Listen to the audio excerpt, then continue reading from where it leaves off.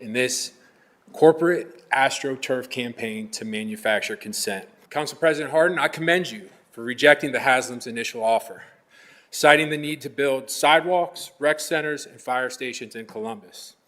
But the 2% ticket tax simply isn't good enough.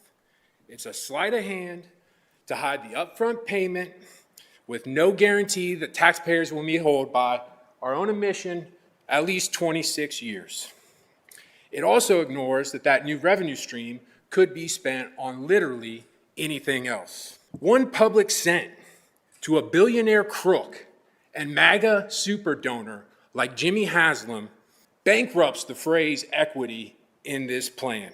Let the record show Jimmy Haslam paid $92 million to settle a federal lawsuit in which Flying Pilot J, his father's company, defrauded minority truck owners. Federal prosecutors in that trial played a tape where a former executive said Jimmy not only knew the particulars, but loved the deal.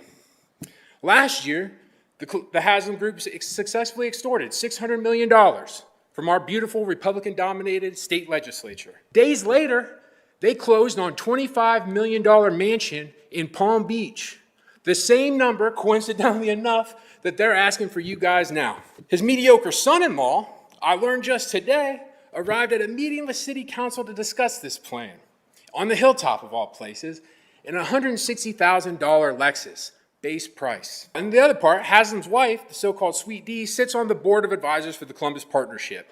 Leslie Wexner, an unindicted co-conspirator of Jeffrey Epstein and co-founder of the partnership, told the Harvard Business Review that the Wolf family patriarch J.W. Wolf founded the partnership to decide who got to be mayor and where the highways went. And coincidentally enough, 4 highways went through Franklinton, the city's poorest neighborhood, leading to a life expectancy of 16 years shorter than the state average. And now, with your help, the Haslams want to extrapolate the only public green space in that neighborhood.